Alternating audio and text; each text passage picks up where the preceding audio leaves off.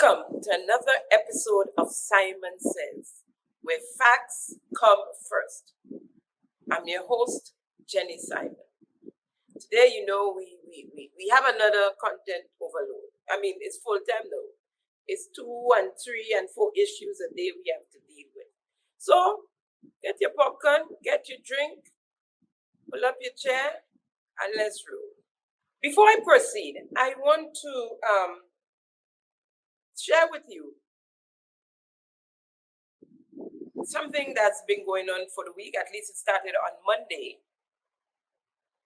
I had some friends over. We share a likeness for crawfish, if you want to say that. And one of them brought me a bag a week or so ago. And so I promised I'd make a broth. And I invited 2 other friends who share the same likeness. We sat on the patio and we've been having our broth, dinner if you want to call it that. And one of them said, hey, Jenny, what's going on here? So I looked up and I said, what? And he showed us a drone, a huge drone actually, right in our space, right in front there. So we looked around and was like, and we counted 5 drones that evening, Monday evening, 5 of them. And I was kind of taken aback, a little bit worried, a little bit scared, of course. And so I prepared a letter of complaint to the commissioner. And I am calling, and I hand delivered it yesterday.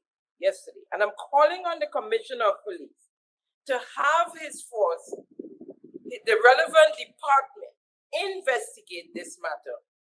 Of course, I hope to hear from them sooner than later. Someone or ones is and has violated my privacy and my constitutional right, in my opinion. I wonder, I'm wondering who, as Simon Says, affected that much that they would want to do so.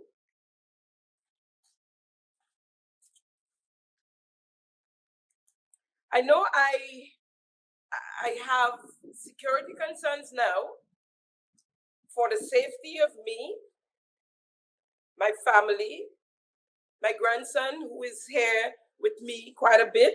We spend a lot of time together. My daughter, my friends, just anyone who wants to visit me.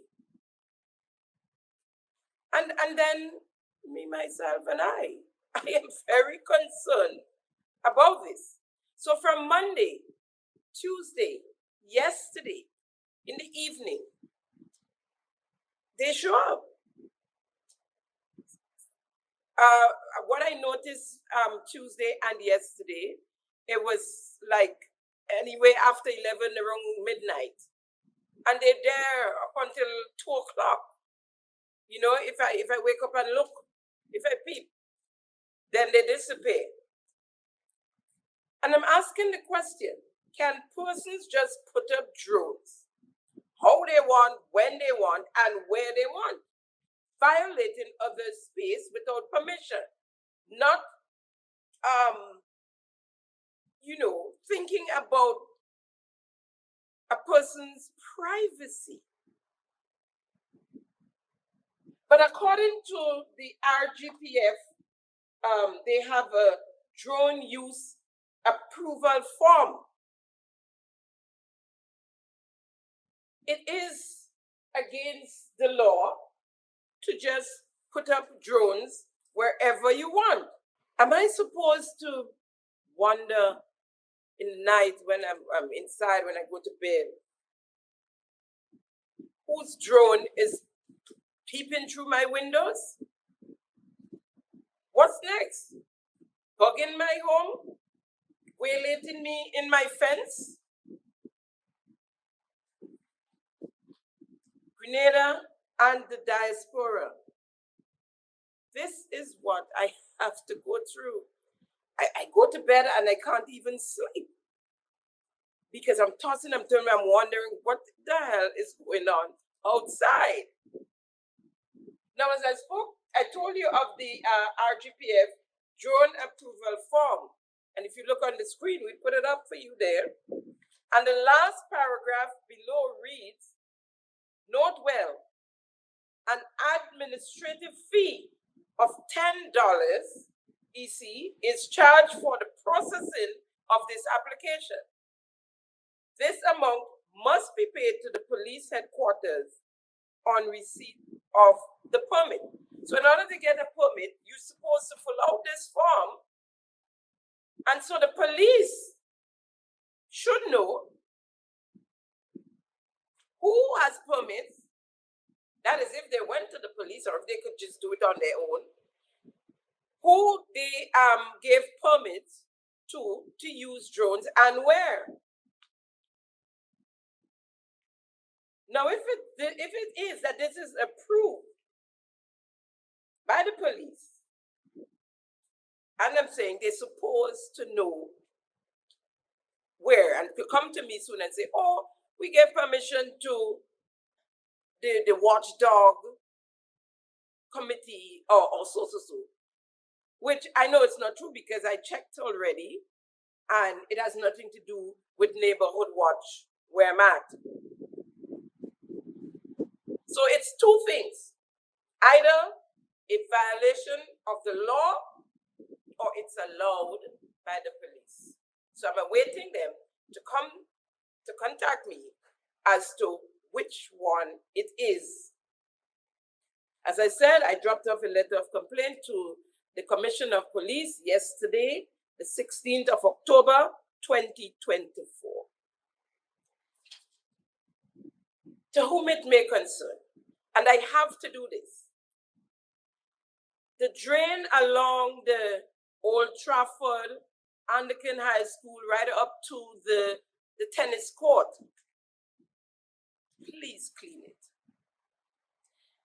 Debris fell in there after the passing of Hurricane Beryl. I saw the tree branches. There's a big, I think that's a mahogany tree right there on the edge of the Old Trafford area there.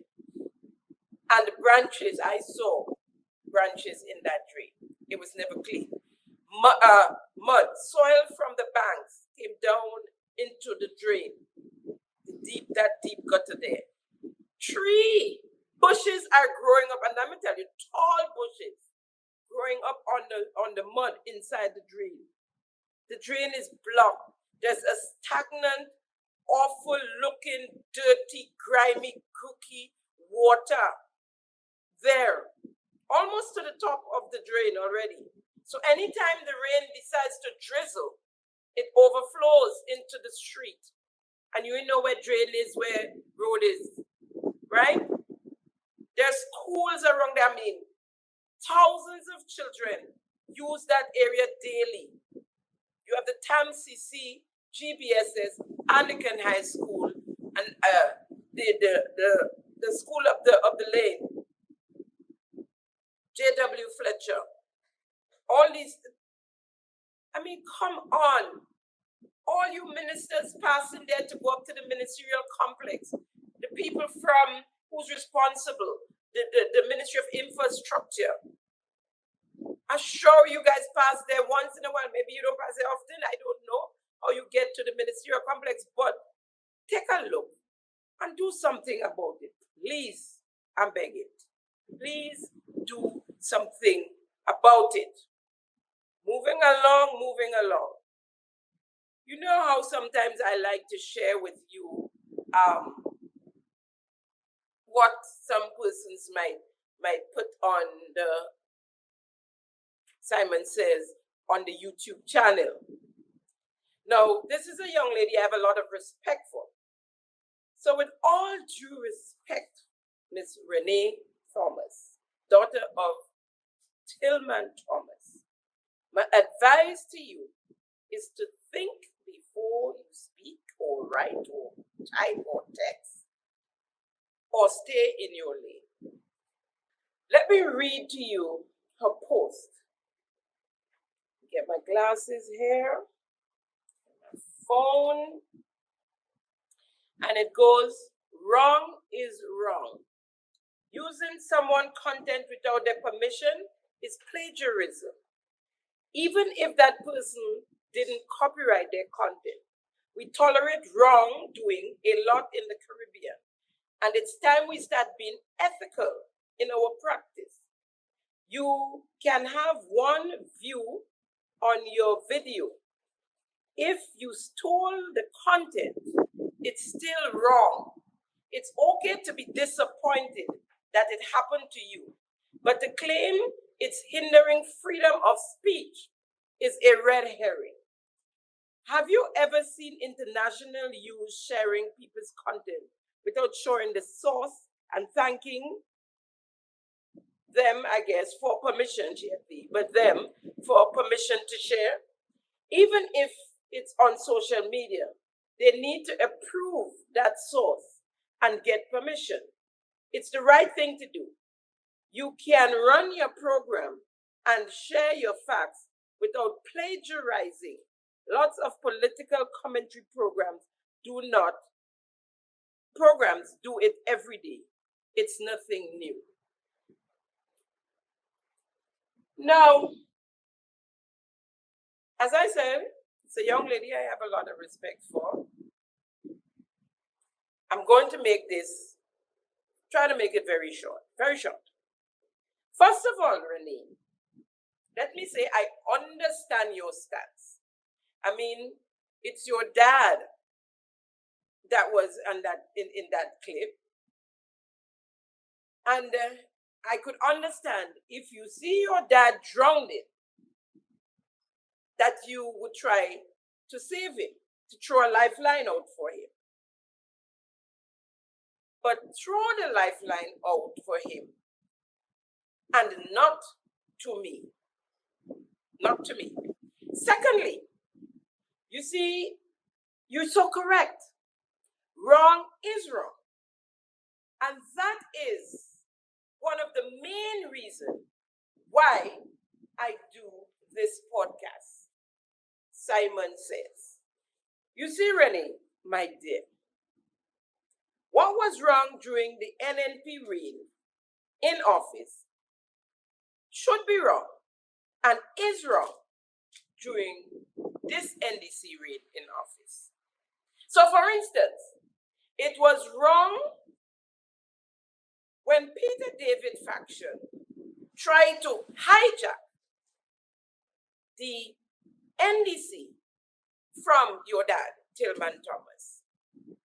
And it is wrong for the Peter David faction to try and hijack the NNP from Dr. Keith Mitchell and the NNP. As I said in my response to you on YouTube, what made it a cardinal sin in NDC when Peter and they tried to hijack NDC from your father? But now, in NNP, is glory, hallelujah. Eh? And last, but not at all least, I know you're a bright and intelligent young lady. Please do not allow partisan politics to affect that. You are better off remaining quiet and perhaps ask your dad to stay away from the mic. Plagiarism, to plagiarize, is to present work or ideas from another source as your own, with or without their consent. No, I did not, most definitely did not, and would not try to use any content from Right Along as my own. It's mostly half-truths, lies, and Tim stories, all made-up stories.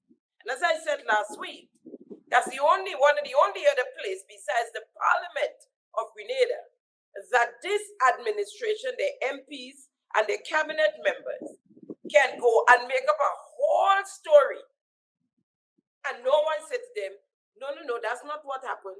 That's not when it happened. No one. So why would I want to plagiarize right along? The man was playing on my screen. His logo was playing up there on the screen. When we took what we termed a piece of news item and brought to my followers, to my people. See, because these people that look at Simon Says, don't look at that. I don't look at it either. It's only when somebody refer me to a clip is when I see something from that program. All I do is take content from that program to expose the lies and the half-truths and the Tim stories. It has nothing to do with plagiarism or being wrong, my dear. Nothing. On this note, I wish you all the best, my dear. No love lost. No love lost.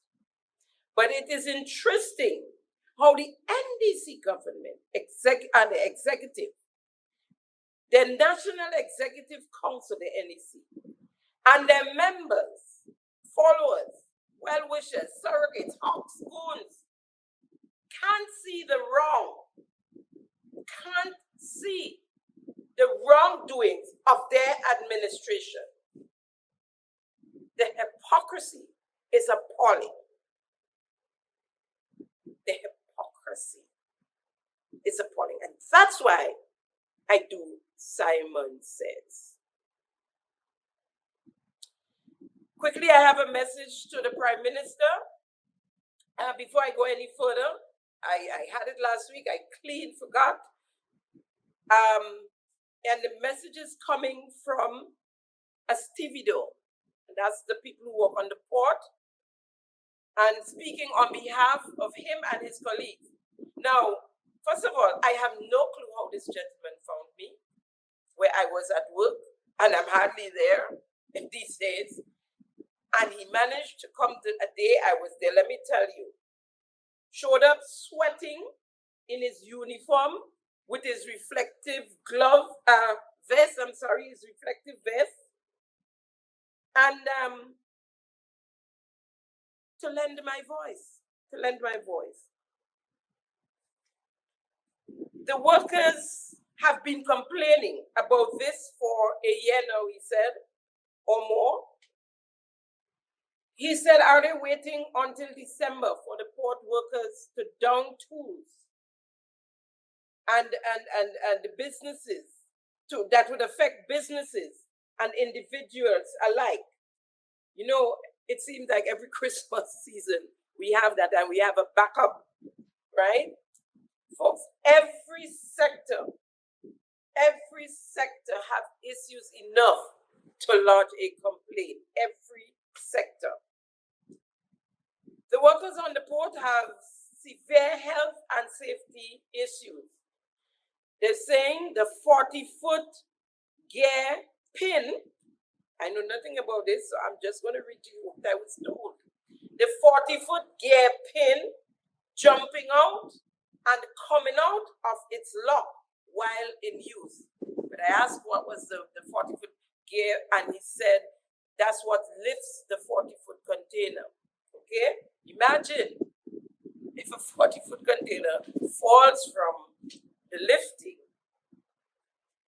We don't want to go further and think if somebody or bodies are in the vicinity. He also said the 20-foot gear is cutting the workers. The spreader bar is cutting the workers when they're using it. Those are the equipment used to lift the containers, 40 and 20-foot ones. So I urge the relative bodies, persons who, but he asked me to speak to the government, the Prime Minister, whoever To whom it may concern, please deal with it. If it's new ones they need, new ones they need. If you could fix it. I guess it probably can't really fix. That's why they've been using it like that. And so get new ones. The porters is a big. The porters make a lot of money. So buy new ones. And we're moving along, and we come to the teachers. A big issue over the past few weeks. So I take you to the ongoing saga involving some, well, I think by now it's 51 teachers who have not received their salaries for months, a couple of months, August and September 2024. Now let's follow the thread. On Monday, the 14th of October, in a press conference hosted by the Minister of Education, this is what he had to say. Matter of delayed salary payments to recently reappointed teachers. So I want to first put on record the ministry's deepest regret and our empathy to all of the teachers who have received salaries late and the few who remain and who still have not yet received their salaries. We understand at the ministry that it's never an easy task to have to work, to be asked to work. That we expect them to dress decently, to look professional, and somehow at the end of the month, they still don't get paid. The Ministry of Education is aware that that is not a situation that is acceptable. It's not a standard that we ascribe to. But I want to quickly so our empathy goes out to all of these teachers so affected, and I want to assure each of you, each teacher affected, that the Ministry of Education has been and will spare no effort in making sure that in the quickest possible time, in collaborating with all of our partners, all teachers so reappointed will be paid. Let me emphasize that this occurrence of late payment is not a new occurrence. It's not an occurrence that we support. It's not an occurrence we are saying supposed to happen. It's one we are working hard to change. But it is not a new occurrence. It is not something that this Ministry of Education in this period is doing. It is an age-old problem from as far back as when I entered the education system, probably over 30 years ago. Several persons, in fact, and it's not only limited to education, but it's widespread to several other ministries across the public service. What this points to is that there is a systemic problem. A problem where there are several players and partners and processes involved in the preparation of salaries for persons who are reappointed. In fact, even for your first appointment. And those processes involved approvals after the information comes and the recommendation comes from the school by way of the principal. It has to be collated by the ministry and then sent down to the Public Service Commission. And when the Public Service Commission is satisfied and the verification is done, they give us the approval. And then that is entered into the smart stream. And then finance then authorizes payments. So there are a number of these partners that we have to collaborate with to see payment made. I want to say that the Ministry of Education does not single-handedly pay teachers. Payments are made from within the Ministry of Finance, and the payroll, for instance, is not controlled by the Ministry of Education.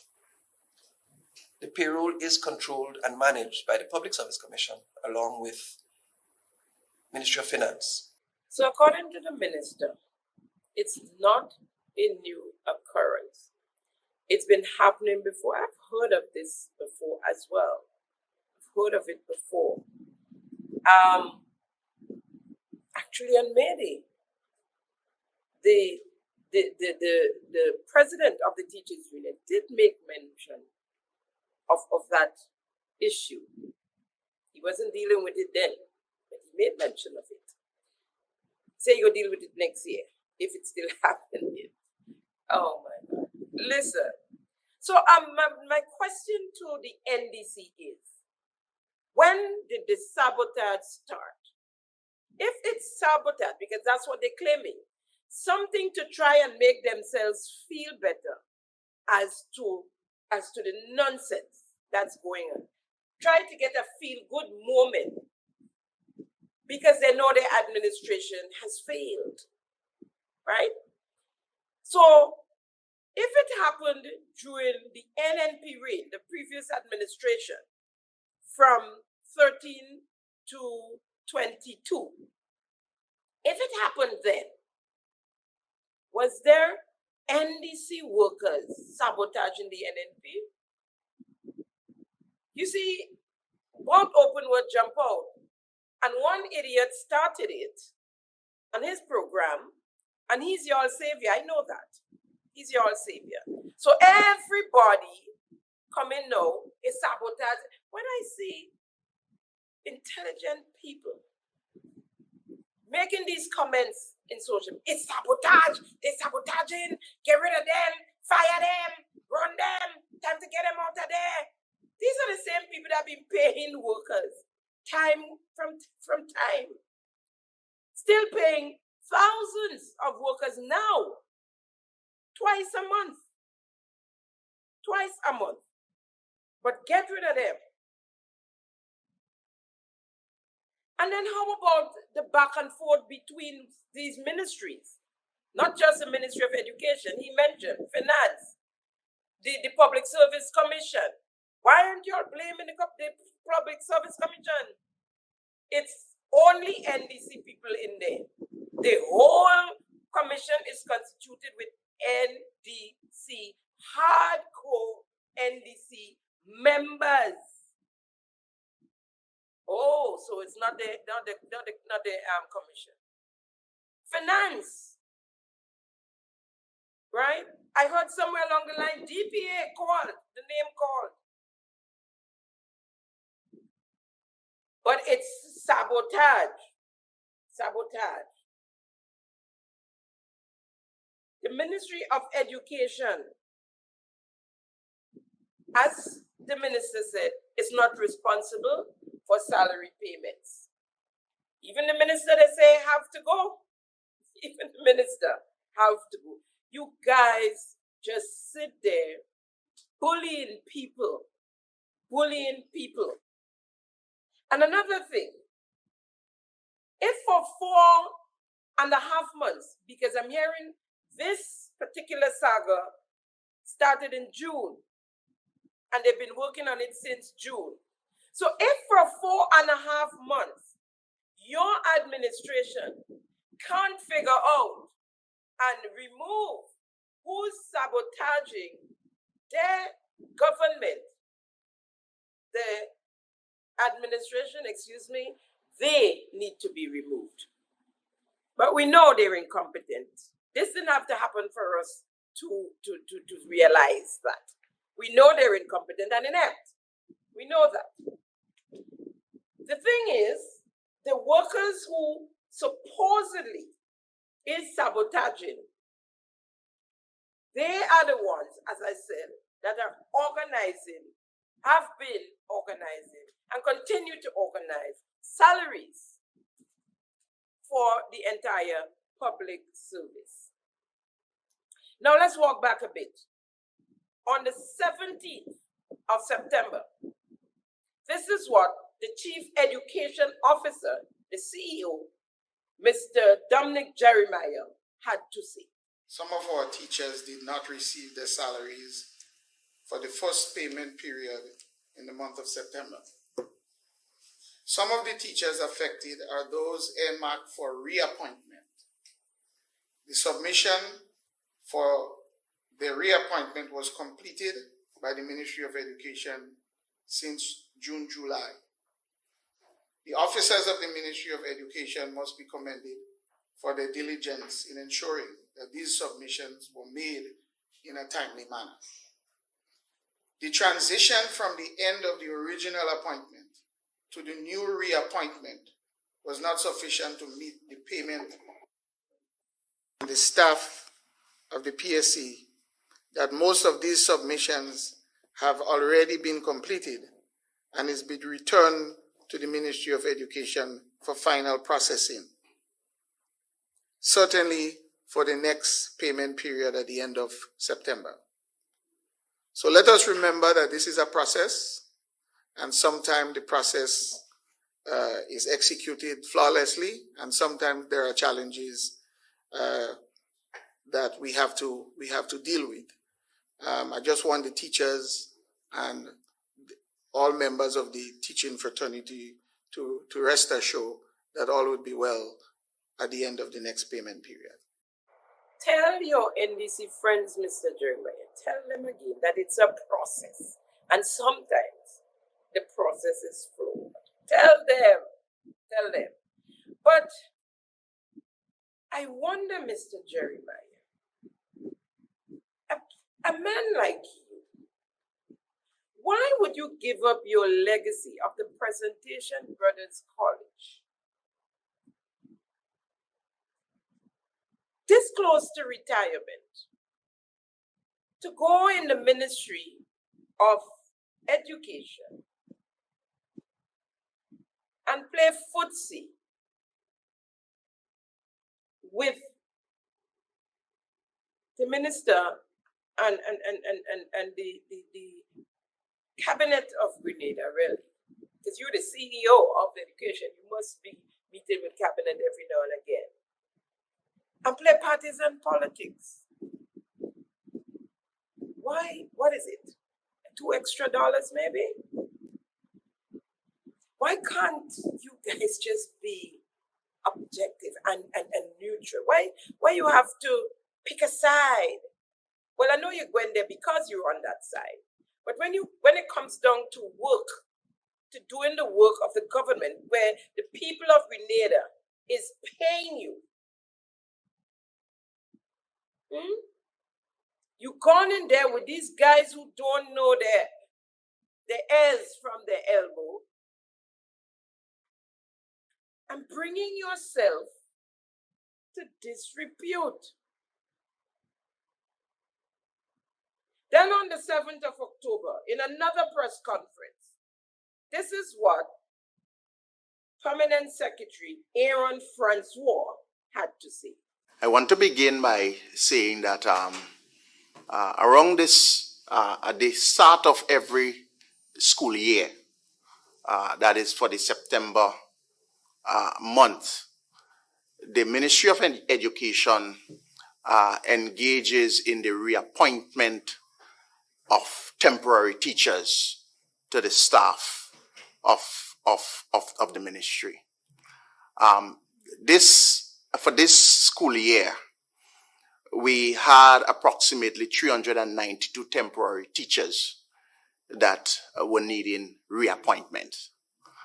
And for that, the process of reappointment involves several players. It involves the Ministry of Education, of course, submitting the application, preparing the application for these teachers. It also involves the Department of Public Administration, and it also involves the Public Service Commission. And so it is a process that takes place. We began the process of the reappointment as early as June of 2024. Unfortunately, though, by the time school reopened in September, the process for some of the teachers' reappointment was not completed. Hence the reason we had some delays in the payment of salaries. Since then, we have been working since the September month. We have been working to address the situation, and I can report that to date we have almost completed the repayment. We can assure you that by the middle of of the week coming, all the teachers will be paid. So that is where we are. We regret the inconvenience and the unfortunate circumstances, albeit it was, as I said, it has been a process, and there are several entities that are involved in that process. And so we empathize with our teachers, and certainly we look to rectify that situation. As I said, by the middle of next week, all the teachers will be paid. Now, there goes one of the problem I recognize that is probably causing this issue as well.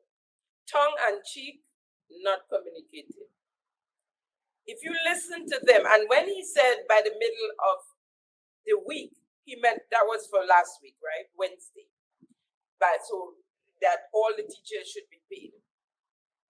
Every one of them have a different story and a different scenario and a different timeline and a different deadline. And there goes the problem. Not the public workers who are doing their job and you all want to get rid of them. There lies the problem. Now, you see, this particular permanent secretary, Mr. Aaron Francois, during the NNP reign, the previous administration, right? Previous office.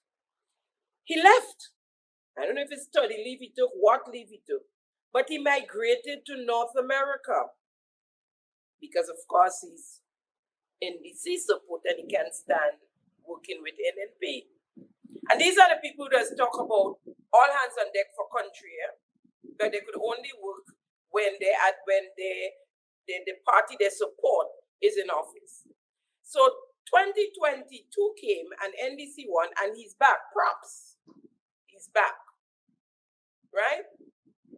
And spinning things, as teacher do say, he's correct. Spinning things and coming out here and try to make as if it's only temporary workers that have the issue. You understand? Choops. That one called for a choops. It's a rubbish. Now, in that same press conference, the acting minister of education, Andy Williams, at the time he was acting, the minister was away. This is what he had to say. Administration, we are committed to fixing this issue and to ensure that this is the last time something like this occurs. This morning, I had an opportunity to meet with the union. They were in Carriacou, and immediately we made a trip to go up to Carriacou. PS Francois from the ministry, myself, and some other delegates from the Ministry of Education. We met with the union this morning and to really communicate on this issue, and we were able to really express the fact that we are working hard and diligently behind the scene to ensure that teachers get paid on time. Some teachers will be getting paid tomorrow, and the remaining will be getting paid early next week. And we are doing our best. The staff in the Ministry of Education is doing their best to ensure that teachers are being paid. You have the Ministry of Finance is doing their best to ensure that teachers are or will be paid. It's a case where you have the Ministry of Education and PSC working together to really to work on the issue where teachers that are reappointed will be paid in time. It happened that not all were paid on time, and this is why we have this issue. But I want you, the public, to be rest assured, and teachers to rest assured that we are working diligently behind the scene. You have the staff in the Ministry of Education. They are working overtime to ensure that you get paid in the shortest possible time. You hear what they say? Over and over, one after the other. Different timeline when they're going to get paid. Some getting tomorrow, some getting paid early next week, some getting paid by the middle of the month, some getting paid Friday. Everybody have a different story, right? But up until Monday, the 14th of October, this Monday gone there, the teachers still did not get paid. And therefore, they took their protest to another level, if you want to say so. Because they're allowed to be sick, right? Let's not be secret. We want them to hear because no, they didn't have the money to pay them for the duck salary. So they ain't gonna duck, or if they duck, they can't pay because they got the money. Anyways, something happened. Teachers were at school, they didn't teach, who locked their classroom, went back home, and the teachers, even the ones who got paid, was in solidarity with the ones who have not gotten paid. And so the children was left and locked out of the classroom in some cases, and in some cases they were sent back home. Just take a look there. I think that was the South St. George Government School.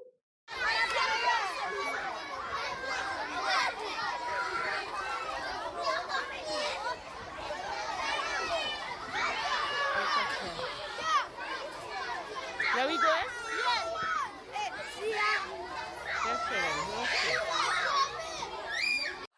In some cases, parents were asked to come and take their children back home.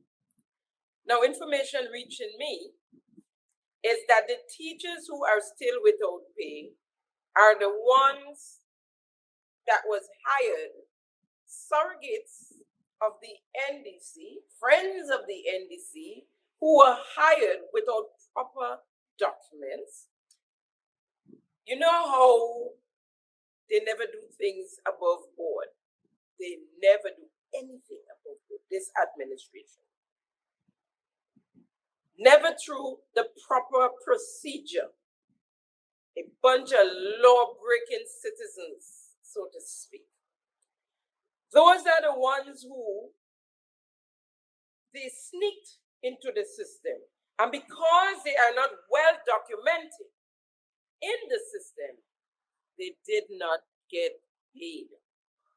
So what they've been doing, as I understand it, is working on the paperwork, making the documents properly, preparing the documents properly. And so they have to do it individually. And it's taking a little time. It's taking a little time. Because it was initially 300 and something, and it's down to 51 or 50, I think, because 40 something. Because they've been paying them as they go along periodically. I'm not sure what the figure is at the moment. The policy makers knew that. Just saying. But you have your surrogates. You all know it have nothing to do with sabotage. I'm yet to hear one policymaker say sabotage and that the workers not doing their work properly. Right? But you've yet to come out and condemn what your surrogates, your members, your supporters have been putting out there. You're yet to do it. According to the Minister of Education, it's a systemic issue. Listen to him. But this proves the point that the system we are working with is one that is not as modern and contemporary as we would like it to be. For instance, the HCM system that is used to facilitate the payroll of public officers requires that upon appointment of a teacher, that information must be manually loaded with the start date and the end date. Now that's done by some human being sitting behind a computer who has to do this manually for thousands of workers across our nation. And by the way, not just the 1,800 teachers that we have. That is also for other public officers and other persons in the systems. And these are the same ones who make the payments for transfers and for payments for scholarships and for payment for all of these other things that various ministries undertake. Now, when that's done manually, it's also subject to error. And so sometimes the dates could be missed. And so automatically, when that end date comes, the system would kick that person off. And that's what happens with temporary teachers. And so in some measure, there's a need to re-engage the process and have those persons put back. In some cases, they are put in different schools, in different districts, replacing somebody else. And so all of these variances in their position must be appropriately accounted for. And that probably accounts for some of the delays in the system. What I can assure you is that this government is acutely aware of the disadvantage that this age-old system that has served us for over 5 decades, the limitations that this brings. We are grateful to the Grenada Union of Teachers because they have probably lit a fire beneath something that we were going to give attention to. But they brought it to the forefront.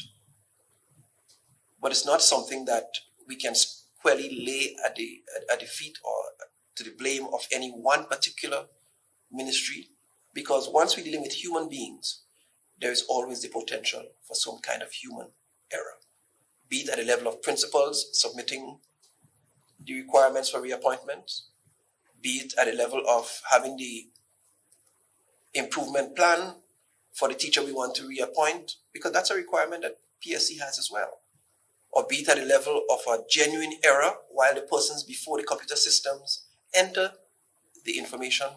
All of those are potential areas for error, and so the system must be upgraded.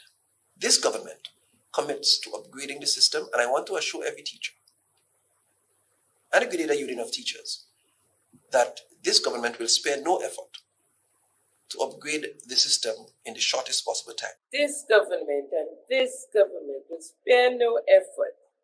But Minister, isn't it, as you said, that same system that pays the thousands of other workers? Isn't it the same system? And as a matter of fact, you all made it even harder for them by doing the bi-monthly payment twice a month. What is funny is that the NE supporters now say that Teacher Jude, their Teacher Jude, the President General of the Teachers Union, is being paid by the leader of the opposition to speak out on behalf of his workers, on behalf of his constituents. Welcome to the club, Teacher Jude. You and I get paid by the same person. So they say, right? They always know who paid who, what, who. Help, take the time and try help make some sense of what is going on here in this country for the past 2.5 years. Take that if it's time you all have on all your hands like that. Now listen to my Teacher Jude, our Teacher Jude, when he praised the same one they're ready to say now is being paid by the opposition leader. Listen to him in the 2024 May Day rally. Today, but I must put on record here today our deepest appreciation and gratitude to this administration, the man with a big and generous heart for teachers, workers in the labor movement, the poor working class peoples, the ordinary men and women of Grenada, Carriacou, and Petit-Martinique, this present Prime Minister and his cabinet, for all the love and all the things that they have done for teachers and for the working class people of this country to improve our standard of living. Teachers and workers, as you can see, in just 2 years that this new administration came into office, and in just a short space of time, they have done more for teachers and workers than all the administration combined. Come on, teachers, clap. right? In 2 years, they've done better than all administration combined. That's the same teacher Jude, you know. But in that same rally, teacher Jude had promised things are not quite there yet, but he'll give them a break. He said, and I'm paraphrasing here, but he said that if things didn't shape up at the next May Day rally, he'll take it to them. But I guess it's falling out of place quicker than he expected. So the gentleman has to speak out sooner than he expected. Let's hear Teacher Jude again. I don't want to say today that we lost confidence in the Minister for Education because he's a good man. But if that continues, next year time around, I'm going to say it. Brother David Andrew, do what you have to do. Okay, there was a fair warning. That was a fair warning. So now the NDC surrogates, they're ready to lock up Teacher Jude. I've seen this flyer in social media and I thought I must share it with you guys. They're ready to lock him up. You need to go to jail. Who say crazy, mental. The same Teacher Jude, right? So they're ready now to bully him because he stand out. And therefore I go back to wrong is wrong and right is right. Right, Rene? Wrong is wrong. Yes. You see, the NDC thought that the illegal payout of $1.2 million ducked salary to the teachers. All big surprise. Remember, not even the cabinet members knew that the Prime Minister was doing that. And he made that announcement when they received their instruments as ministers at the stadium. Big show off, so that they would take these monies and shut up, sit down and shut up. And no matter what happened to them, they're supposed to stay quiet and take it because the NDC supporters saying, they're too ungrateful. When they get the money, when they get the doxile money, they ain't say nothing, they take it. Who asked for you? It was against the law. But your prime minister from the onset decided to show off. They were not expecting the money. They knew it was against the law. They knew because one of their members took the government court. Remember that? And lost.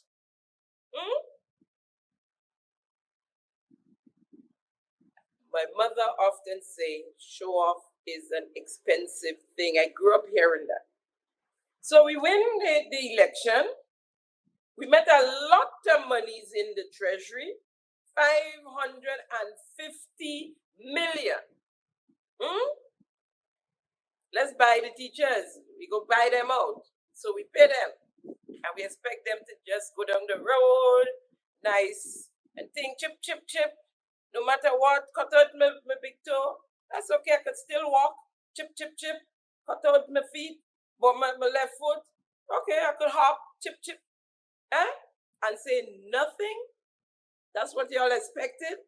You see, $550 million in a personal bank account is a lot of money. Maybe even a business bank account, depending on the business. Because these days, the businesses here in Grenada, we hanging by a thin thread, right? We most of them in overdraft, to be honest, right? But in a country's coffers, not really a lot of money. Not really a lot of money. You just reach. You check out who you owe, you have to pay, how much the monthly salaries is be, nothing so. You see the money there. You spend it. For instance, the monthly amount paid out in salaries to public workers is approximately $24 million a month.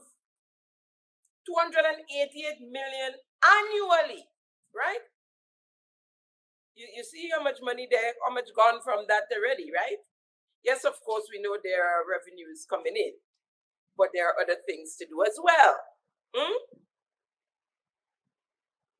And I'll have you know that for the most part, the technocrats, the consultants, the leads, the advisors, in other words, the job for the boys and girls ones, they are not included in that amount.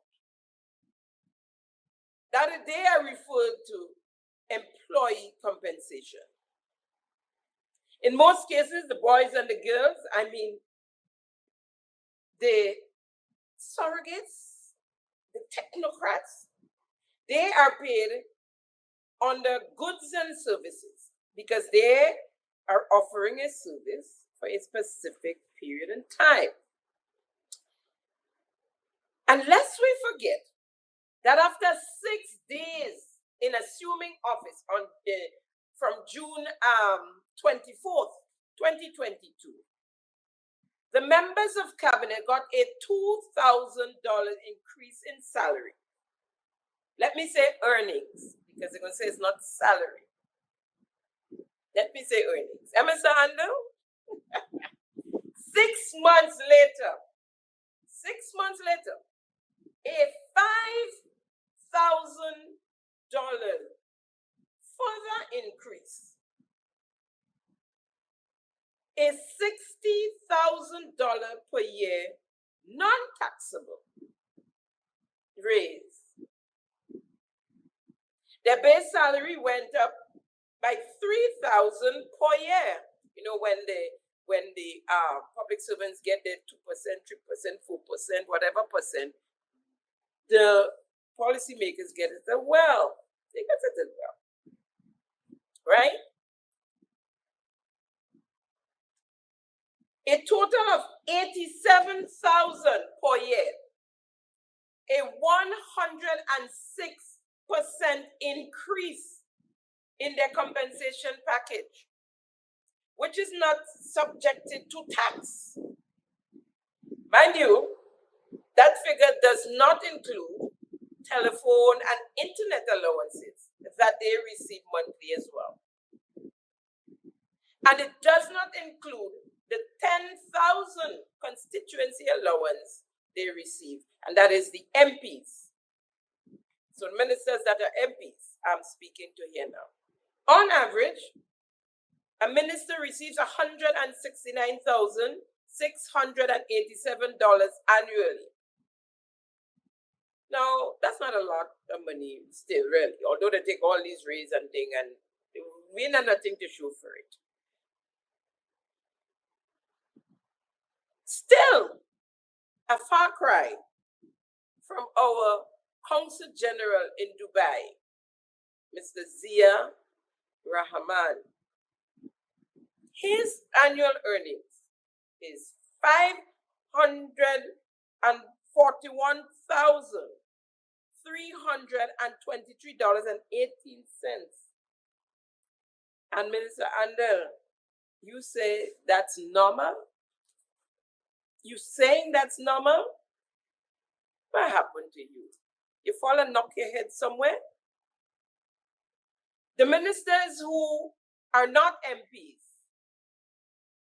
had the same $24,000 per year travel, that is the $2,000 travel allowance, a compensation package of $42,000 per year, at $3,500 raise they got. Instead of the MPs got $5,000, they got $3,500, a month increase, and their base salaries were also increased by $3,000 annually. A raise of $66,000 a year in salary, bringing their total to $153,687 per annum. No, Orlando, how your money spending? How you find your money spending? How are they? Are they good, right? But yeah, man, I find your money spending good for that maths class. Thank you very much. They too receive allowances for telephone and internet extra. Now, what have we as a people have to show for those increases? Just asking. I mean, what? What have we? And now the boss, the Prime Minister, his salary increased by 13,000 in comparison with the previous Prime Minister, who used to get 7,000 thereabout, maybe a little ounce more, but in the 7,000 region a month. Up until 2022.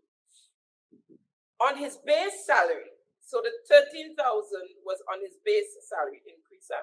Wow.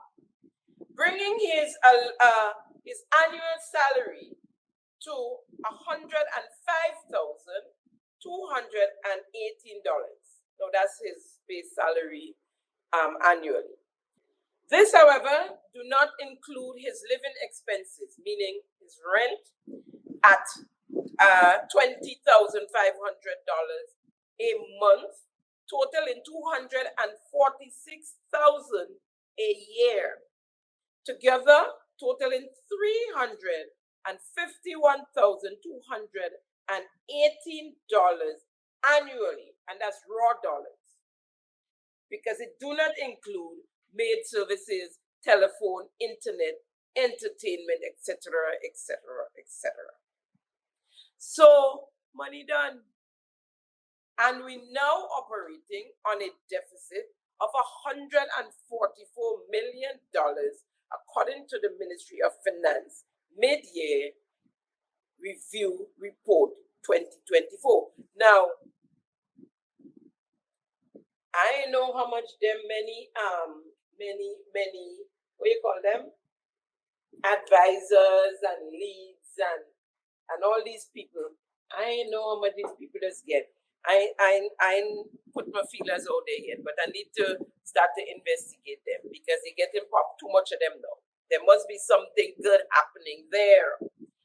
And I ain't just talking, and when I say we're operating on a $144 million deficit, you could say, I see, because in this, the review, mid-year review report 2024, it says here, the fiscal outcome for 2024 shows a notable overall deficit of $144 million compared to a budgeted surplus of EC dollars 0.5 million, resulting in a large negative percentage variance. The primary balance, including grants, is estimated to be a deficit of EC 88.2 million, in stark contrast to the budgeted surplus of EC 57.1 million, reflecting a percentage variance of minus 254.5%.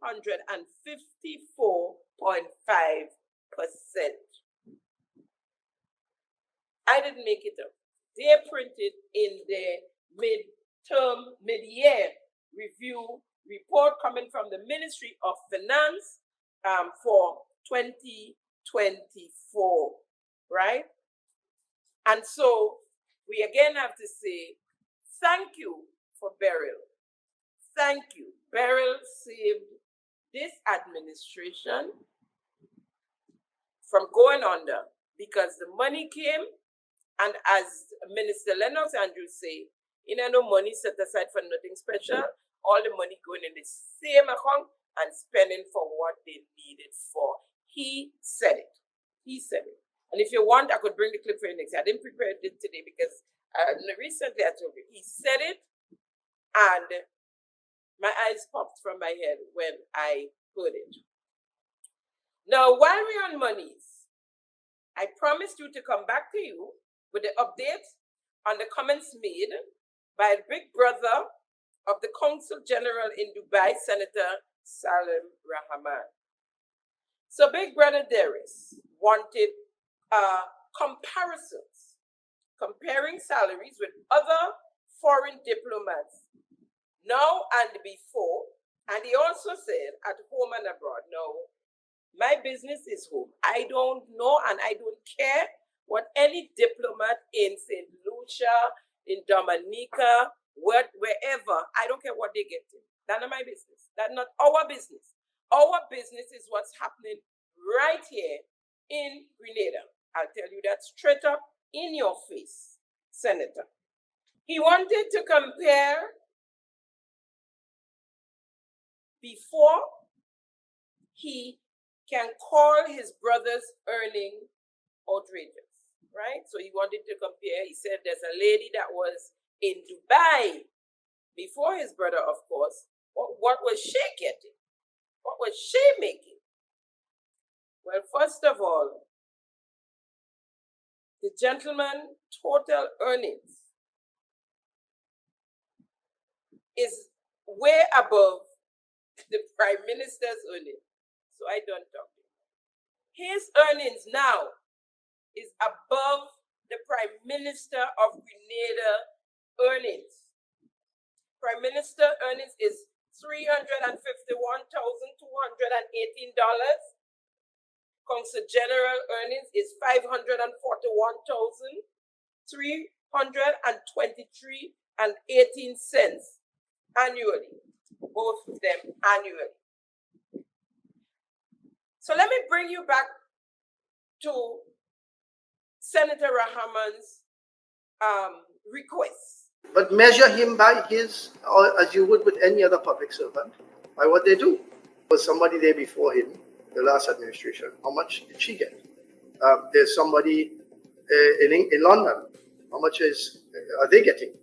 And what you would have to do if you wanted to say that what my brother is receiving is outrageous, you'd have to compare it to others within Grenada and within the region as well. And so not to play politics with it. So we'll take a quick break and come back and answer to Senator Rahman. He gave me some homework. I did my homework as best I could. I know what grade I don't get, but when I come back, we'll find out. Thank you for tuning in to Simon Says. To ensure that you never miss an episode, click subscribe and make sure to turn on the notifications by clicking on the notification bell icon. See you at the next episode. Welcome back. Now, as for Consul General Zia Rahman's work as a public servant, his brother spoke of his work as a public servant. I don't know. I tried to find out what he has done in Dubai to help with our situation here in Grenada, and I can't find anything.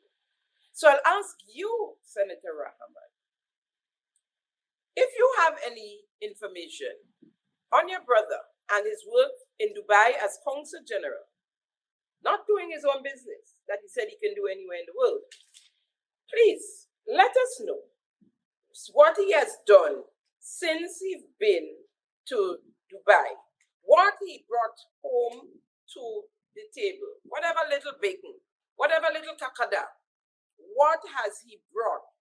Because I've searched and I haven't been able to come up with anything. I beg your indulgence, sir. Now let's move on to the former Consul General in Dubai, which Senator Salim Rahman asked about specifically. Now, I did mention to you in my last episode last week that the lady in question, the Consul General that was in Dubai in the previous administration, was not paid by the government of Grenada, but by grant funding donors.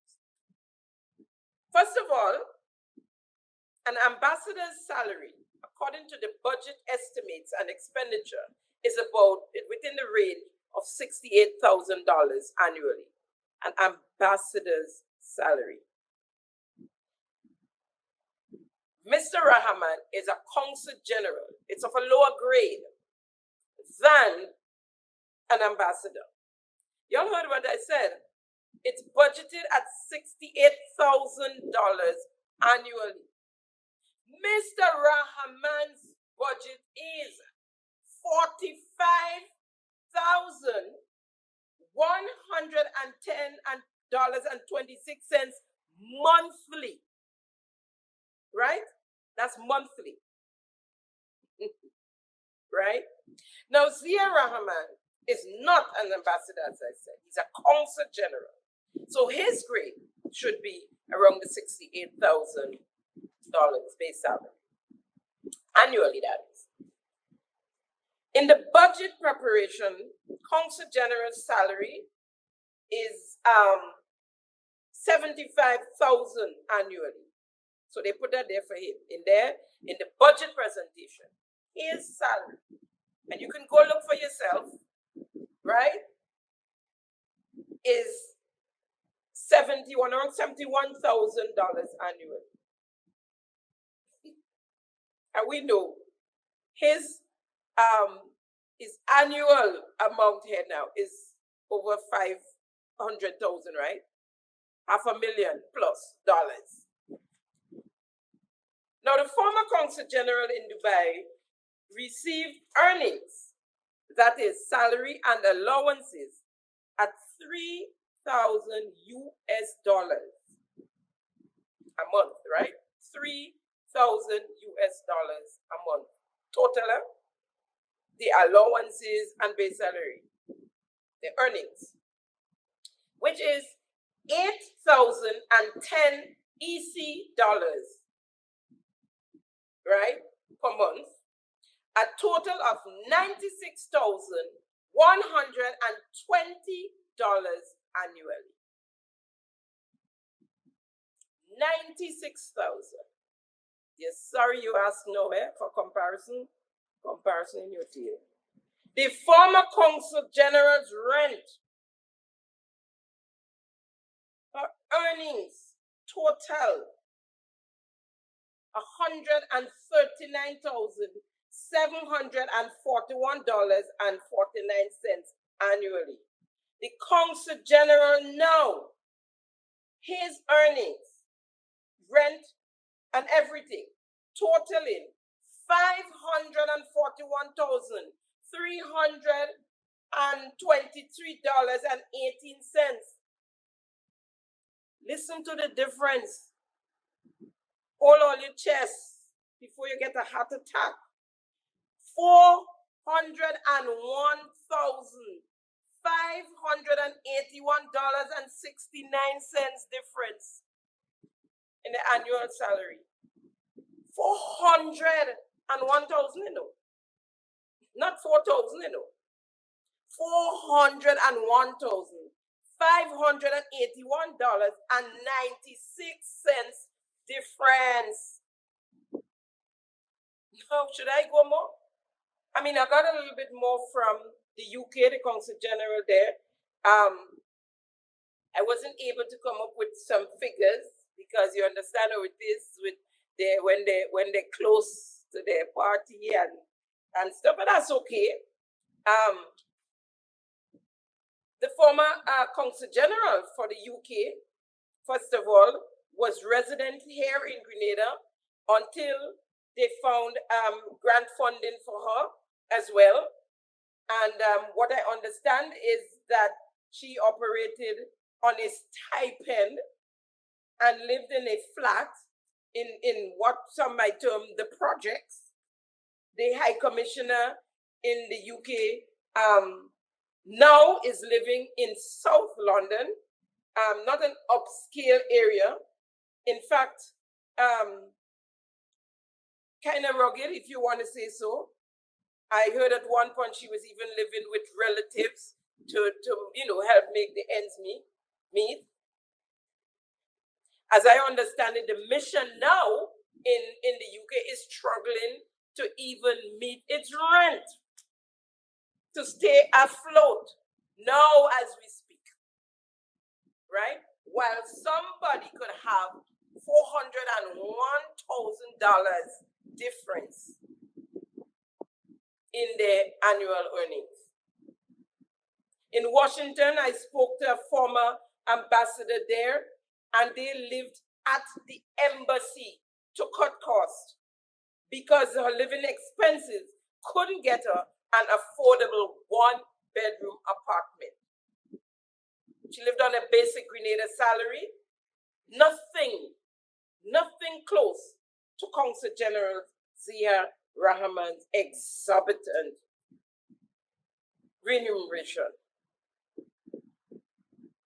And so Senator Salim Rahman, outrageous is not the word. I'll say outrageous. These days, we have all kind of ambassadors and consul general, all type. Like Wizard, for instance, in Trinidad, he's always here in Grenada. Why couldn't he be a resident ambassador to Trinidad? Trinidad is right there. If you have to go down for whatever reason, you take the plane and go down. He's always here. I think he's here now. If he's not already here, he would be here by the weekend because he has to sing in the whatever is taking place in Progress Park. We have CARICOM ambassador. We have Eastern Caribbean ambassador. We have creative and ICT ambassador. We have investment and development ambassador. We have ambassador to climate change.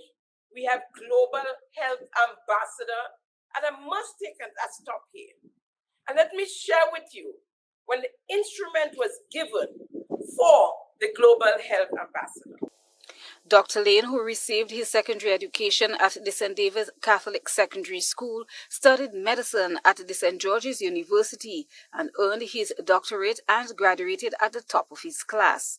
He then moved to the U.S., where he began his career as an oncologist at the Jamaica Hospital in Queens.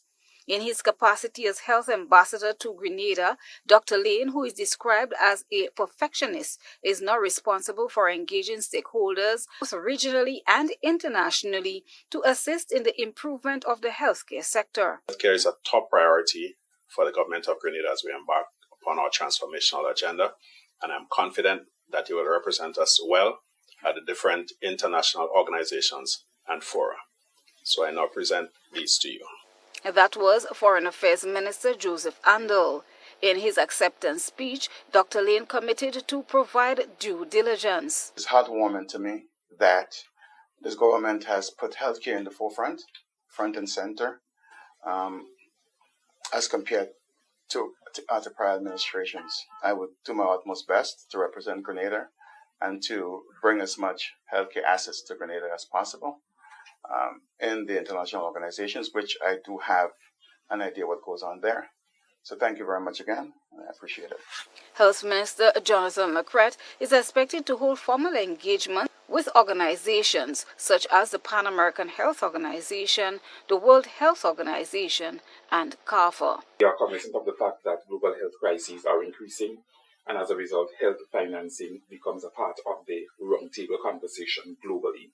And we know that you are quite capable as it relates to your academic as well as your medical and technical expertise to bring the financing home to health so that we can continue our transformational agenda. GBN reached out to government officials for further information on Dr. Lane's appointment. However, our efforts have proven futile. Christina John, GBN News. Compliments the Grenada Broadcasting Network, GBN. Now, since this appointment, since he received his instrument, I don't know if you have, but I have never heard this gentleman's name called anywhere close to anything to do with health in Grenada. Never seen him talking health, never say, well, he bring this for us, not even a wheelchair, nothing. Say, the health ambassador got this from some agency in America. What, something about this health ambassador. Now, this health ambassador is the uncle of former Minister for Health, Jonathan McCret, who supported his campaign financially and allegedly supported the national campaign as well, right? So all of a sudden, we have a health ambassador. Where is the health ambassador? What has he done? What has he brought to the table to help with health? We never heard of him before. We never see him again after he got his instruments and his, was it a red passport or a green passport? A red. You guys are so predictable. It's not funny. It is not funny. But it's not just him.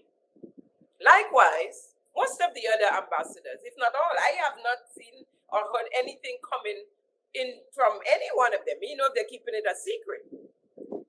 But we have ambassador, creative, and ICT. Why we need an ambassador for the creatives and ICT? What?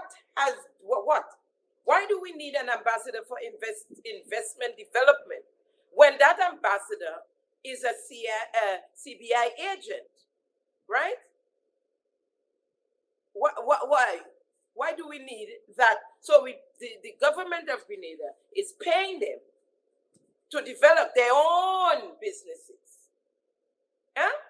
They travel, they have the passport, the diplomatic passport, they get to do their own networking. Huh? The special envoy, Andrew St. Bernard, tell us about the investment development, not for yourself, not what you got for yourself, but for what you got for the country. Let us come and tell us something. Ambassador for Creative and ICT, Mr. Orlando Romain.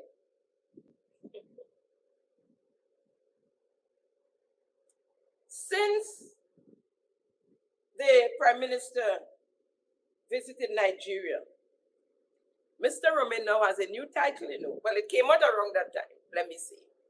He has a new title. And if you think he couldn't put one more thing on his plate, it managed to stay on. It managed to get on there and to stay on. He's now appointed to the Afrexim Bank Creative Africa Advisory Group, CAAG, right? And I'm going to read to you quickly the article. Ambassador Special Envoy, Ministry of Tourism, Culture and Creative Economy, with responsibility for ICT and creative. I am deeply honored to announce my appointment to the Afrexim Bank Creative Africa Advisory Group, CAAG, as someone who has always been passionate about the transformative power of culture and creative in driving economic growth and social progress. This opportunity to collaborate with leaders and visionaries from across Africa and the diaspora is both humbling and inspiring. The creative economy holds immense potential for innovation, job creation, and cultural diplomacy. And I'm excited to contribute to the mission of empowering creative industries across the global African community. And it's from the Afrexim reconstitutes its Creative African Advisory Group. And so he is on there now. Folks,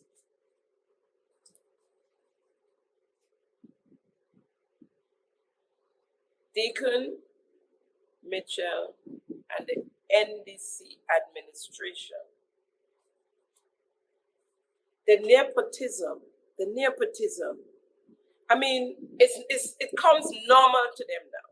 It comes normal. One set of people.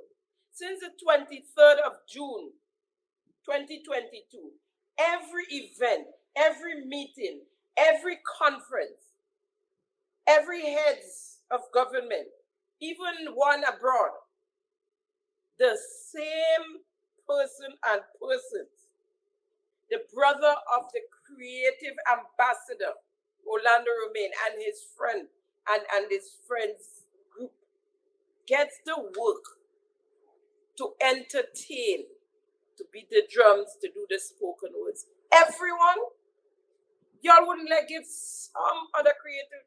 Everyone, even they found a way to get into the Spice Mass launch. They say they have this new thing and you're going to be amazed at it. They come and bring a little skit at the beginning of the Spice Mass launch here in Grenada, just so that they could get paid. Nah, man. Nah. I have nothing against these young men. I love them. But this is wrong. This is wrong, and wrong is wrong, no matter which administration is in office. The same set of people.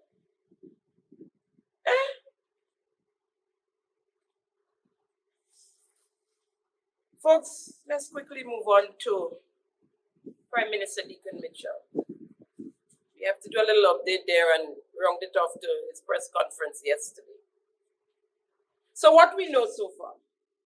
On Monday, October the 7th, a press release on the Prime Minister Deacon Mitchell Facebook page informed the nation that he had left Grenada for Rwanda. The Prime Minister cancelled his trip to Rwanda midway because of the outbreak of the Marburg virus disease that was confirmed in Rwanda on the 27th of September. What we know about Marburg virus disease is a deadly illness related to Ebola. It does not have any approved vaccine or treatment. It is transmitted to humans from the fruit, bat, and through contact with bodily fluids.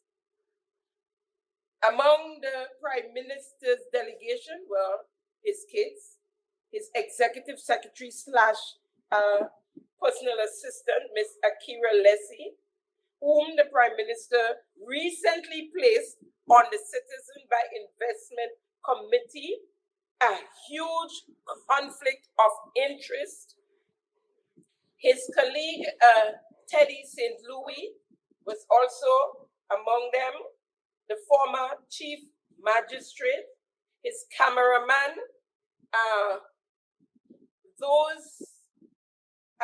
those are the ones I've seen. I'm not sure who else been there and lurking in the bushes because they never tell us who all are on those trips.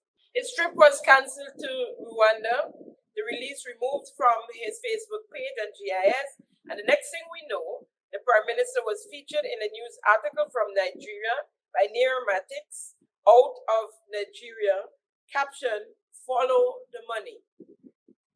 Up till then, no word from the persons who is supposed to be keeping us up to date as to the whereabouts of our Prime Minister. Our Prime Minister, Deacon Mitchell, posing with the richest man in Africa, Aliko Dangote, as they visited one of his refinery, the Dangote refinery in Lagos, Nigeria. See the photos?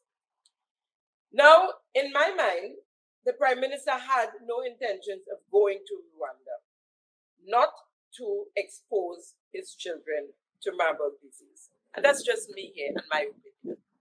Now, since the 27th of September, it was announced, the disease was announced of being there in Nigeria, in Rwanda. The Prime Minister was to attend a Bishara conference in Rwanda, and even with the outbreak, there were attendees. In his keynote address to the forum, Rwanda's president, Paul Kagame, expressed appreciation to those who were in attendance. He said, and I quote, "It takes some amount of courage to proceed from where you were because of the virus that has been going on," he said. So the conference continued, and there were other persons who attended. Now, as I said, the Prime Minister left Grenada with his kids. And I will not go in any kind of danger that any adult can probably sustain and take kids there. And I know the Prime Minister, I know he loves his kids as well. And I don't expect that he would have gone to Rwanda with his kids.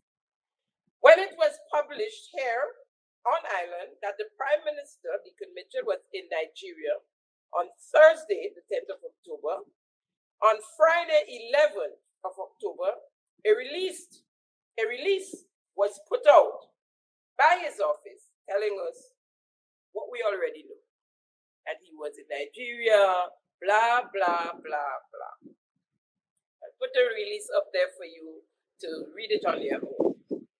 It's a very long one too. And then the thing started to unfold. See photos. This is a video of the Prime Minister with Dangote. In business news, the Grenadian Prime Minister and Chairman Heads of Government of CARICOM, Mr. Dixon Micheli, says the Caribbean community is conversing for more strengthening trade relations with African countries, especially with Nigerian areas of commerce, oil and gas. Prime Minister said this when he visited Dangote Refinery in the Bedruleki area of Lagos. Sunday Benibo was there. The arrival of the Prime Minister and his entourage in the company of the management of Dangote Refinery marks the start of the day's activities at the site led by the president of the group, Mr. Aliko Dangote. The Prime Minister and his team take their time to tour the multi-billion-dollar facility. Our sole aim is to progress with Africa. The visit aims at fostering a deeper trade collaboration, boosting bilateral ties, and exploring opportunities for stronger partnership with African nations. And it's not just for the refinery, but I think the wider Dangote group. You've got fertilizer, you've got cement. All of this is needed in the Caribbean as well.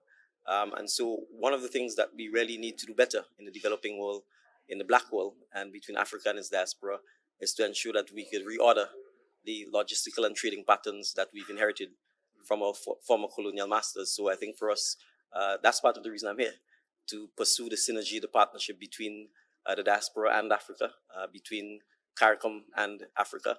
And so both in terms of the refinery, in terms of the cement, in terms of the fertilizer, and some of the other areas, we certainly think there's a fantastic opportunity to pursue. For the Dangote Group, the visit provides an opportunity for business expansion and possibility of buying crude from Grenada.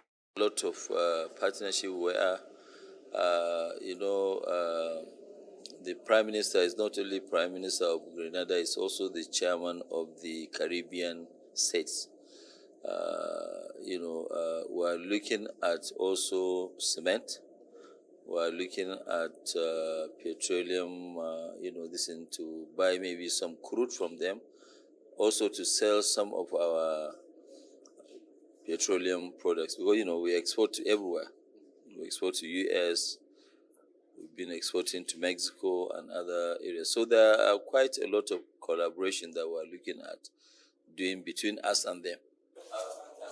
The visit provides an avenue for the Prime Minister to better understand how Grenada can better partner with African countries to boost trade. He urged African leaders to emulate Dangote's efforts, aim at growing wealth, while investing in citizens to help reduce migration of its best brains. Sunday Binebo, TVC News, Lagos. Compliments TVC News, Lagos. Did Dangote say purchase crude from us? We have crude? Well, what a thing. What a thing. He visited the refinery. Covering a land area of approximately 2,635 hectares, which is about 6 times the size of Victoria Island. This is the Dangote Refinery.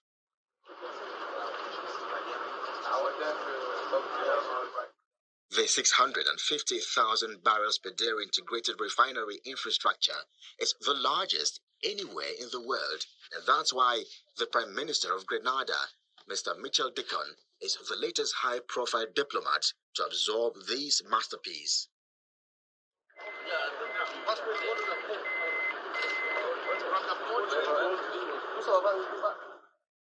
Led by the chairman and CEO of the largest industrial conglomerate in West Africa, Alhaji Aliko Dangote, alongside key management staff, he begins the tour at the landfall, then to the jetty and the fertilizer plant,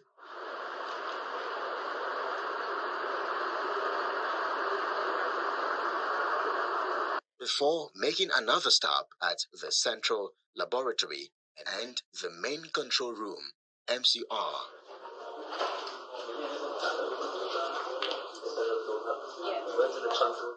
The team also makes a stop at the petroleum refinery and storage tanks.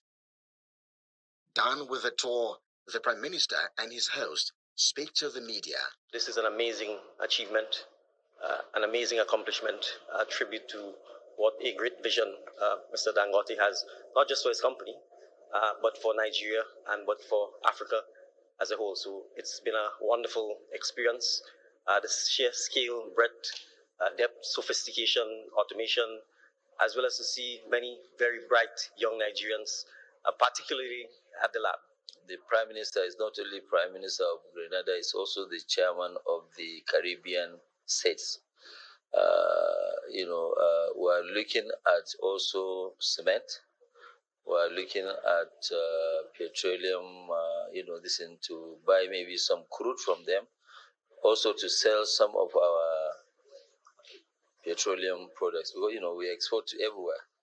The management of the Dangote Petroleum Refinery is optimistic that this historic meeting will possibly breathe a new life into the Caribbean-African relations, given the reality of Africa as the fastest growing continent in the world.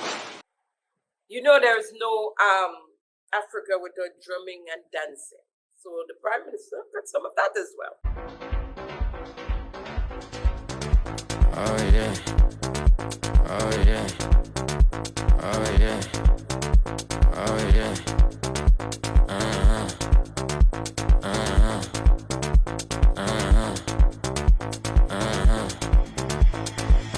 Fatilawa, maloshe jaga jaga. Ogbalawa, pede mini kakawa. Big boys lawa, and we are living our lives. No sleep tonight, just be doing as you like. Oh yeah. Oh yeah. Oh yeah. Oh yeah.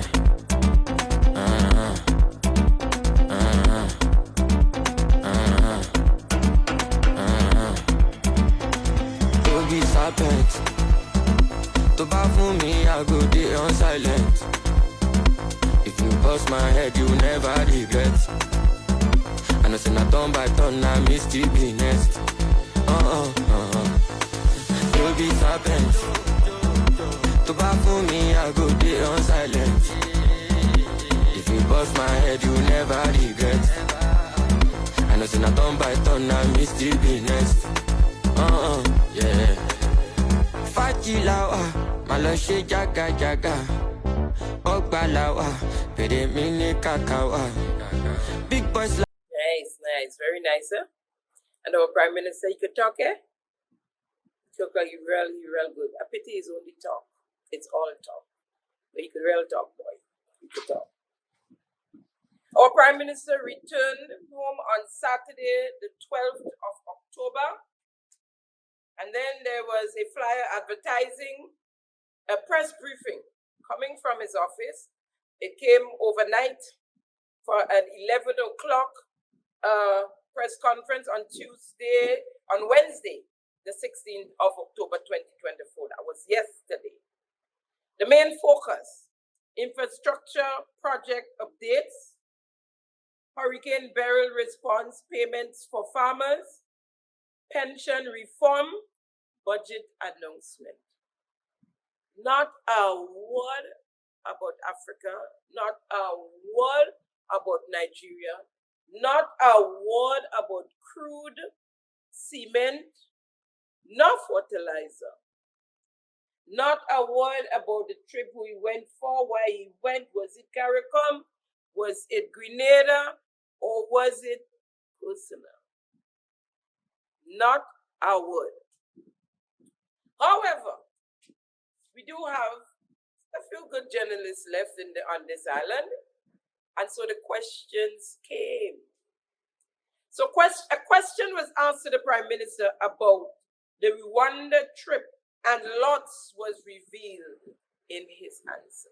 And again, and thank you. To the Prime Minister, on October 7th, a press release was posted on your Facebook page informing the nation that you were going to a forum in Rwanda. However, Rwanda is on the east of Africa. However, we soon came to the realization that you were now on a visit to Nigeria. Can you explain to us why the nation was not informed that you will also be going to Nigeria? And further, can you say whether or not you use commercial aircraft or a private jet to get to Nigeria? And what is the role of Mr. Teddy St. Louis, who was seen in pictures with you in Nigeria? All right, thank you. Well, Mr. Teddy St. Louis is in the room. He's been appointed as Chief of Staff for the Prime Minister, so that's his role. I left Grenada to travel both to Rwanda and Nigeria. When I arrived in the United Kingdom, after health alerts in relation to the Marburg outbreak, viral outbreak in Rwanda, the decision was made not to travel to Rwanda because of the potential risk associated with the outbreak and because of the challenges it may pose for further onward travel. I had intended to travel from Rwanda to Nigeria and then from Nigeria back to Grenada. As a result of the change in the travel plans, I would have stayed in the United Kingdom much longer, an extra day, and thereafter I would have traveled to Nigeria, and then from Nigeria I would have traveled back to Grenada. As far as I'm aware, I traveled, you asked whether I traveled commercial. I should just point this out so that we appreciate it, because I guess you want to know who took me to Nigeria. I flew to Nigeria from the United Kingdom, compliments Mr. Aliko Dangote, because obviously with the change in travel plans, I would not have been able to travel from Rwanda to Nigeria. So he offered to arrange for me to travel from the UK to Nigeria. So I flew to Nigeria, compliments Mr. Dangote, and then I flew from Nigeria to Grenada, compliments myself. So we have a few questions. Simon says, off the bat, Teddy St. Louis was appointed Chief of Staff. When did that happen, sir? When did Mr. Teddy St. Louis become Chief of Staff of Grenada, your Chief of Staff, without the knowledge of the people?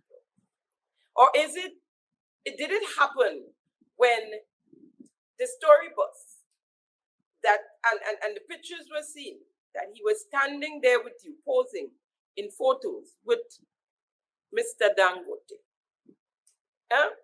And an important appointment like Chief of Staff, and we just learned casually in an answer to a question by a journalist. End of story. Mr. Teddy St. Louis is in the room, and he is Chief of Staff. And you spoke of your travels. Let's hear about the route from Grenada to the UK. Who paid for that? And who paid for Mr. St. Louis and your executive secretary and your kids? Who paid for that route? And your cameraman, how can I leave him out? He's your American Express. So who paid that leg? And who paid for, you said you paid, your compliments you for the route from Nigeria to Grenada. Who paid for the others? Mr. Teddy St. Louis and the cameraman and your executive secretary and the kids. I guess you paid for your kids. I'm just hoping. But who paid for the others? We need to know these things. There's half-truths we can't deal with, right? Now,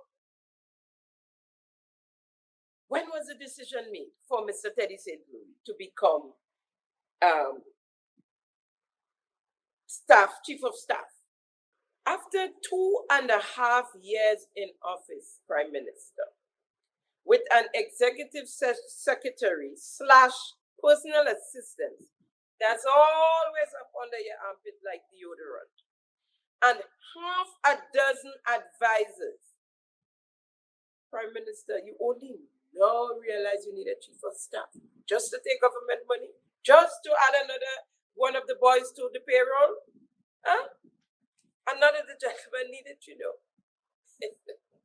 So this is Mr. Teddy St. Louis, is or will be, I guess, your new travel partner as you both explore the world of business out there in Africa and the rest of the world, with all his offshore connections and all your CBI connections. We heading for our own Dangote. It must be worth the while, Mr. St. Louis, for you to resign as chief magistrate to become chief of staff. More job for the boys, using up our 2 pence halfpenny. The little bit we have left to help cover all bases. Time running out. The rope unraveling. So we had to speed it up, you know. So is Teddy St. Louis a public officer paid by, and I'm not talking about a permanent public officer, you know, you're working the chief of staff, paid by the government of Grenada? And if that is so, I ask that Mr. Teddy St. Louis come forward and answer to allegations that the monies collected as rent from the building on Melville Street, bought and owned by the Lottery Authority, the monies collected there, was allegedly delivered to your office in Grenville, St. Andrew. Please answer to those allegations, sir. After the health alert that was announced since the 27th of September, Prime Minister, why wasn't we told that you were headed to Nigeria after Rwanda? In the normal scheme of things, before you left Grenada, you said that was en route. Why wasn't we told that? Was your trip there in Nigeria personal or public? When I say that, I mean Grenada-wise or CARICOM-wise or otherwise. He flew to Nigeria from the UK, compliments Mr. Dangote, who sent him a jet to accommodate him and his family members that traveled with him and his friends and colleagues. According to the Integrity in Public Life Law, Prime Minister, is that okay to accept? Is it okay to accept a plane ride from the UK to Nigeria by the richest businessman in Africa and probably in most parts of the world, the richest man? You all remember the $10,000 gift from a CBI agent to the chairman of the CBI, Mr. Richard Duncan, and how it was returned, and how the NDC celebrated integrity, transparency, and accountability. Oh, you good so. Prime Minister, we have crude. I just want to know. I want to be able to tell people that Grenada have crude. A question was asked concerning the committee to investigate the standings of our oil and gas. Remember that committee that was formed? The Governor General in 2023 throne speech, there was a document, there was no document, nothing to show concerning oil and gas. She stuttered and sweated. Let's hear her. As of today, we are yet to solve the mystery of Grenada's offshore oil and gas reserves. Very little records can be found anywhere within the government, and our technocrats within the ministries and departments have very little information on this matter.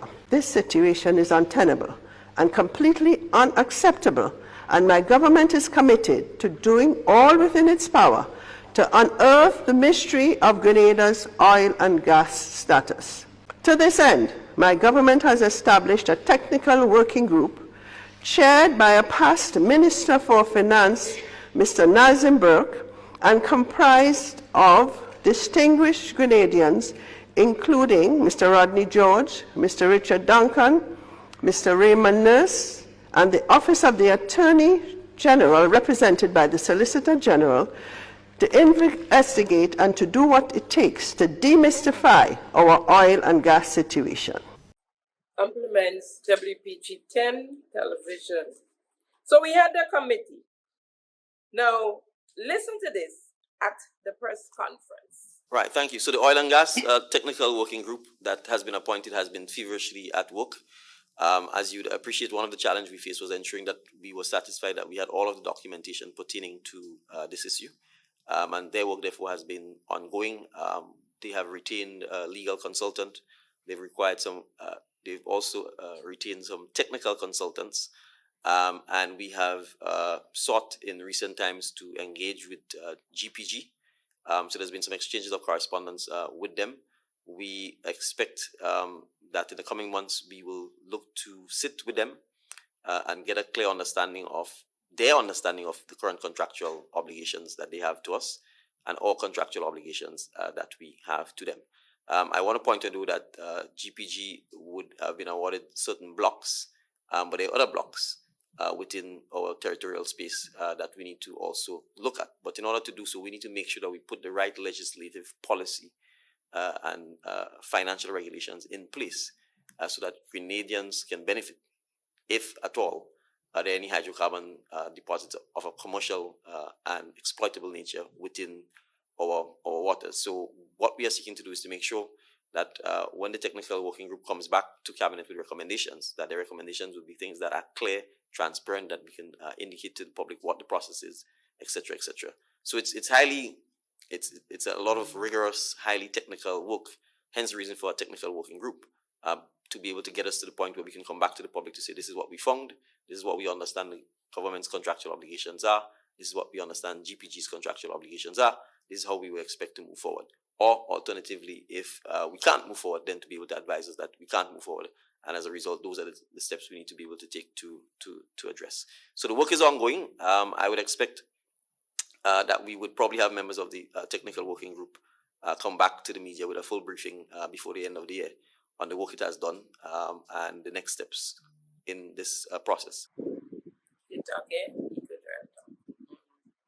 So they are satisfied that they have all documentation regarding that issue. Are you saying, sir, that they found the documents after all? The missing documents? Big announcement. Ooh, with the documents. What you tell them do with the documents? Is that what you're saying, Prime Minister? That you have found the documents and that the committee could have go ahead and do their investigating?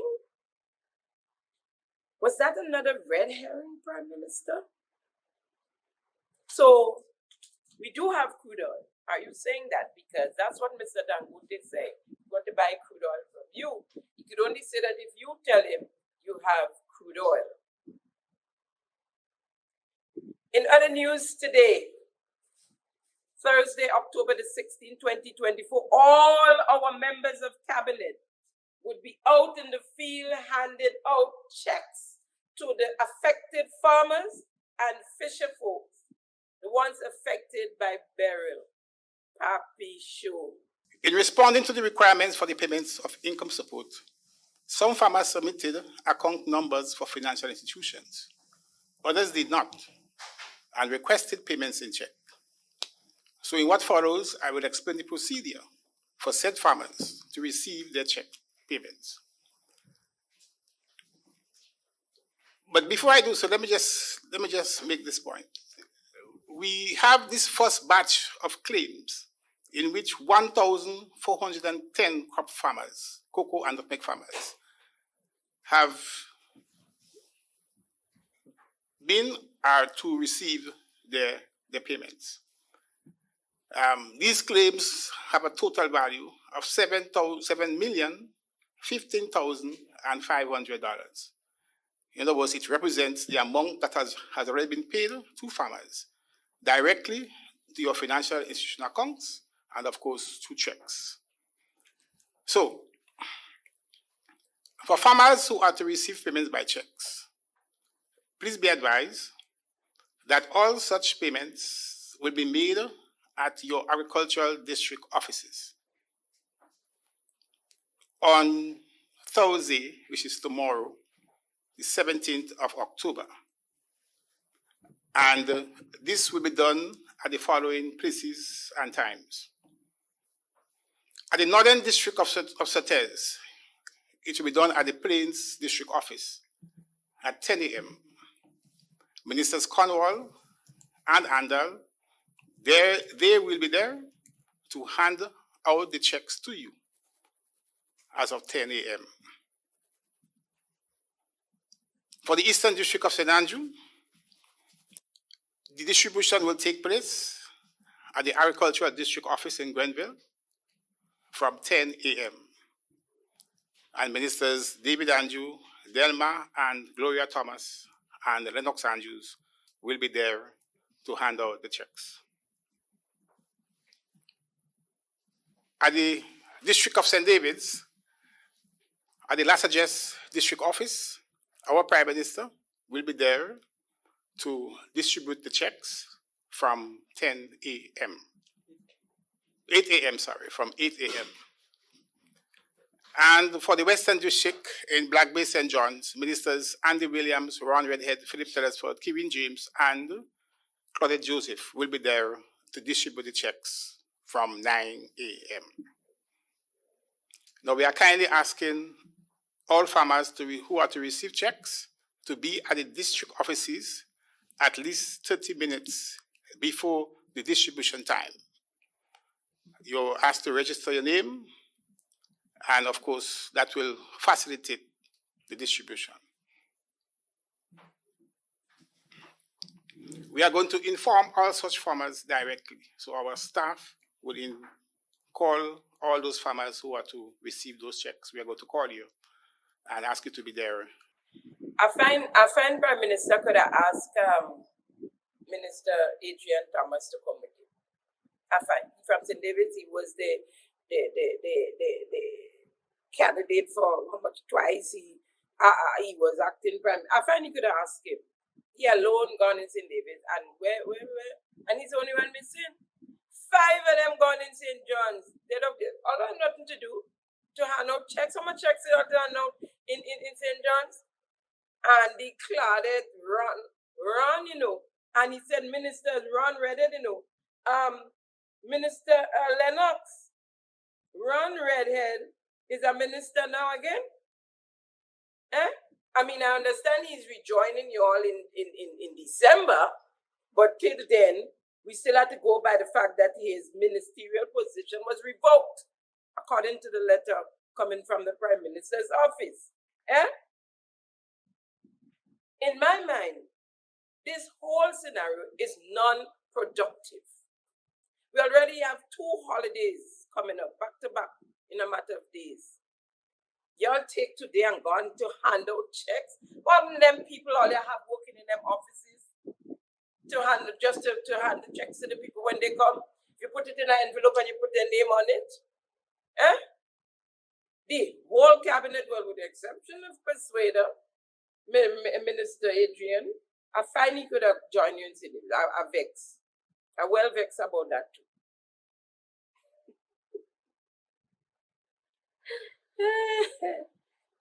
Five of them, the Attorney General, gone in St. John's to give out check. Superman do we? Superman don't have no house to build today. Eh?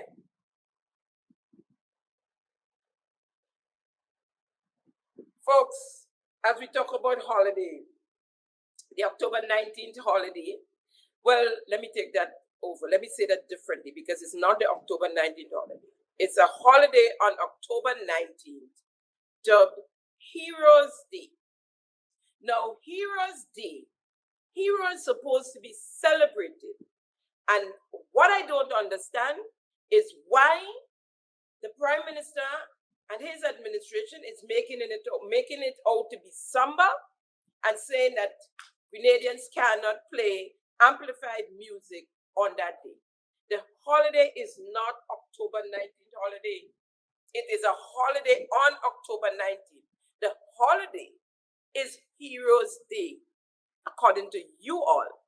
So let's celebrate Heroes Day. I don't understand why persons, business people, persons who are hoping to make a little extra money on that day, not come in Progress Park where you have your event and beat drums and play music. 7 o'clock and 10 o'clock and midnight, 12 o'clock in the evening. Why are you doing this to the people? And they have, and a couple of them have foreign people they were bringing in who they have already paid their down payments to and could well lose that monies. And all the preparations, they would suffer losses. But the hero ride out on his white horse and say, that's it. I don't care who give you all permission. We taking it back. I am taking it back because I want no amplified music right up till midnight.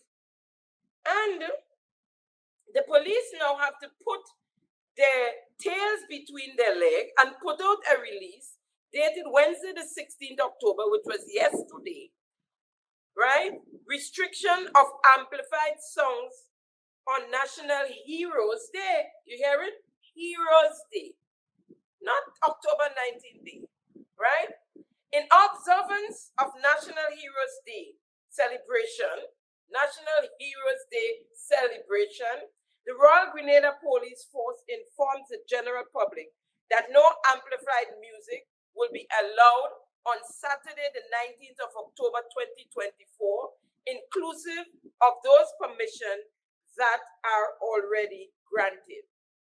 Exemptions are granted for activities associated with the observance of the holiday. The RGPF sincerely apologizes for the inconveniences caused and appeals for the full cooperation of the public. Source Office, the Commissioner of Police, contact Community Relations Department and their email. Yep.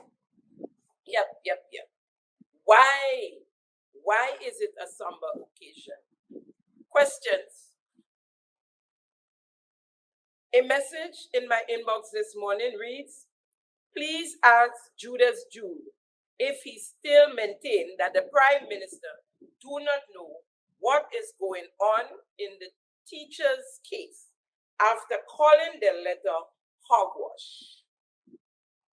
Prime Minister Deacon Mitchell, where are you with the investigation into the corruption inside the National Lottery Authority?